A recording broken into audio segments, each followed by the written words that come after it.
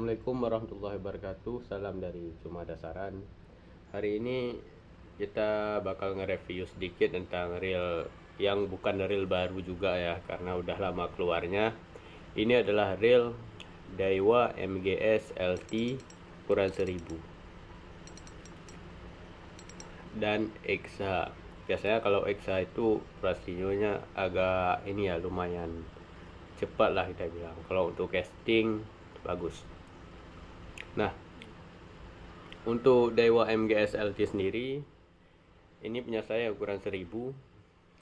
Dia bahannya masih grafit, nggak kaku-kaku amat seperti Daido Hydra yang kemarin. Tapi yang saya rasa dari reel ini adalah dia lebih berat.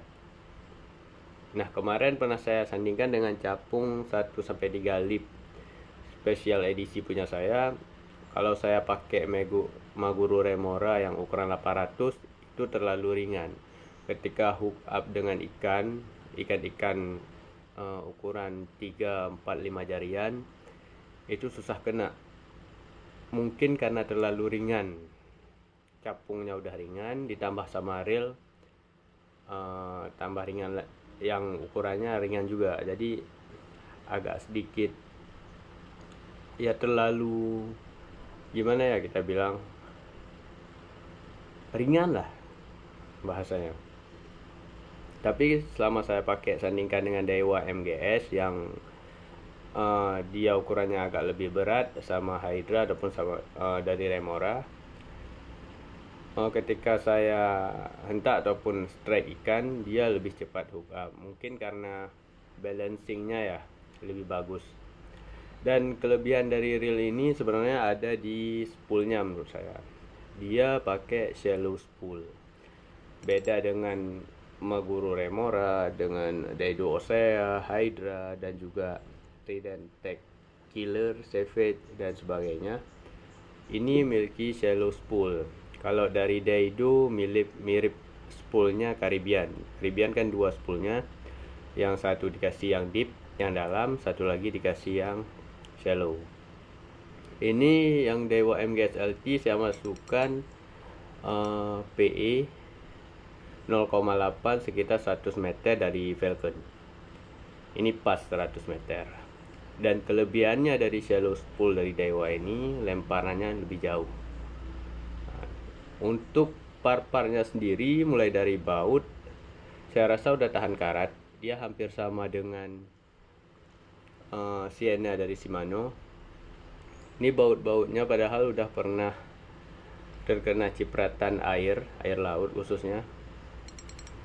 Ini beberapa kali saya main di laut dan ini hampir basah semua, dan alhamdulillahnya nggak ada unsur karatan dari baut-bautnya ataupun handle dan juga par-par lainnya. Untuk SW sendiri dia belum, dan juga untuk bagian tutup spool, walaupun dia tidak pakai waterproof ataupun seal water seperti brand-brand lain, bagusnya dia itu dia di bawahnya ini udah nggak ada plat, jadi langsung grafit, jadi nggak ada tempat berkaratnya. Kalau spool modelnya walaupun udah dipakai seal, tapi yang di bawahnya ini masih nempel magnet, jadi masih ada unsur besinya, gampang korosi. Dan ini sebenarnya bukannya seal punya dia, ini sealnya Daido Battle Prick yang saya pakai ke ini, karena Battle Prick ngasih 2 tutup spool, saya ambil sealnya, saya pakai ke Daiwa MGS LT karena kebiasaan saya mancing di laut. Jadi ya ngebantulah buat ngehindarin masuknya air ke dalam sini, ke dalam baut dalam ini, dan juga ke dalam spool. Dan ini spoolnya belum pernah saya bongkar, tapi isi dalamnya belum drag carbon. Walaupun beda sama Daido Hydra yang harganya hampir sama, 460 ribuan. Ini juga sama 460 ribuan di toko online, tapi dia belum drag carbon, sama seperti Sienna. Kalau kita lihat sekilas bahannya sih hampir sama, cuma agak bedanya dari tingkat kekerasan bahan sama rotor. Saya pernah pegang punya Sienna kawan saya, pas kita tekan ini kuat seperti karbon, dia nggak meleot, nggak ada leot-leotnya. Kalau ini ada sedikit, tapi kalau untuk casting reel ukuran 1000-an lawannya joran 1-3 lip ataupun 2-6 lip, ini bisa jadi recommended. Ininya pun bagian clickernya udah saya rasa futuristik ya, udah ala-ala reel SW, dan bonusnya dia ngasih spacer buat MGSLT ini. Ini ada beberapa spacer yang dikasih, cuma udah saya simpan. Ini bentuk dalaman spoolnya bagus, dan ini bentuk clickernya, dan dia udah nggak ada pengunci one way, hampir sama seperti Hydra yang kemarin. Jadi dia nggak ada penguncinya lagi, dan kelebihan nggak ada penguncinya, air nggak ada tempat masuk lewat sini. Kalaupun nih kan ada kita mancing ke laut, ngoyor, mau kerendam, kan nggak ada celah buat air masuk.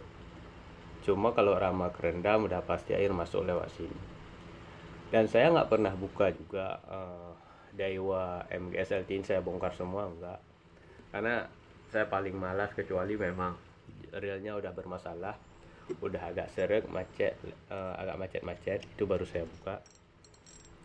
Dan juga clickernya udah nggak terlalu besar ya, bunyinya standar aja, nggak bikin tetangga ribut. Oh ya, yang tadi saya bilang di dalamnya ini one way nya, ada saya dengar dari YouTuber senior, emang orang-orang yang udah pro, yang pernah pakai Daiwa dari harga murah sampai harga mahal. Untuk Daiwa yang harganya 1 juta ke bawah, itu kebanyakannya yang merusaknya itu bagian one way. Saya nggak pernah lihat one way nya seperti apa dalamannya, cuma dia ada apa namanya, entah besi, entah plat besi, penahan one way nya lah dia bilang, yang mudah korosi. Dan kalau itu rusak, maka untuk ganti bahannya itu susah. Itu resiko dari Daiwa. Makanya banyak yang bilang kalau beli Daiwa yang harganya 1 jutaan ke bawah, siap-siap resikonya di one way kalau terendam air. Cuma kalau perawatan kalian bagus, ini udah hampir setahun lebih malah, nggak apa-apa kok. Saya mainnya di laut, jaga aja supaya nggak terendam air, itu aja sih. Karena kalau cipratan sering, ini basah semua cipratan, tapi ya bukan terendam. Pas pulangnya saya basahin dia, saya busahin sabun dulu, saya bersihin kayak orang mandi, habis itu baru saya siram pakai air. Dan kalau bisa, nih kebiasaan saya sebenarnya jangan ditiru sih, saya jilat reelnya masih asin apa enggak. Kalau masih asin saya siram lagi. Nah itu trik ya, itu trik saya. Cuma kalau udah asinnya udah nggak hilang, berarti indikasinya garamnya udah nggak ada. Daripada resiko nanti reelnya rusak, lah apa salahnya sih kita jilat reelnya asin apa enggak. Kayak saya biasanya satu lagi ring gate dari joran, udah saya cuci semua, saya jilat juga. Itu kalau masih asin, oh ini belum, harus saya bersihin lagi. Walaupun ada yang bilang ini ring Fuji lah, segala macam lah, tapi ya kita kan jaga-jaga juga, hati-hati juga. Bahkan kadang ring-ring Fuji itu saya kasih minyak singer biar tahan, nggak bekarat, karena kan oksidasinya itu cepat kalau besi. Nah untuk casting sendiri ini saya recommended ya, bagus ini. Kalau mau lemparannya jauh, ini saya akuin. Kalau dibandingkan Hydra SW sama CSW, mungkin dari spek bahan isi dalamannya lebih gahar yang punya Daidu lah, maksudnya Daidu, Hydra sama SW. Kalau ngejar brand ataupun long cast, ini lebih bagus menurut saya. Sama-sama ukuran 1000 ya, karena ini spoolnya dangkal, lemparannya jauh. Cuma isi PE nya yang cuma 100 meter. Cuma kan kalau main UL reel 1000 kan targetnya paling GT, BB GT ukuran 5 jarian. Kan nggak mungkin kita reel 1000 targetnya monster, kan lain ceritanya. Tapi ya boleh lah, kakap 1-2 kiloan itu masih sanggup. Tapi kan peruntukannya memang untuk ikan-ikan kecil. Jadi itu terserah pribadi kalian. Tapi untuk long cast ini saya jamin gacor, mantap ini jorannya, orilnya. Udah ya, sekian, terima kasih, semoga bermanfaat informasinya. Salam dari Cuma dan Saran. Assalamualaikum warahmatullahi wabarakatuh.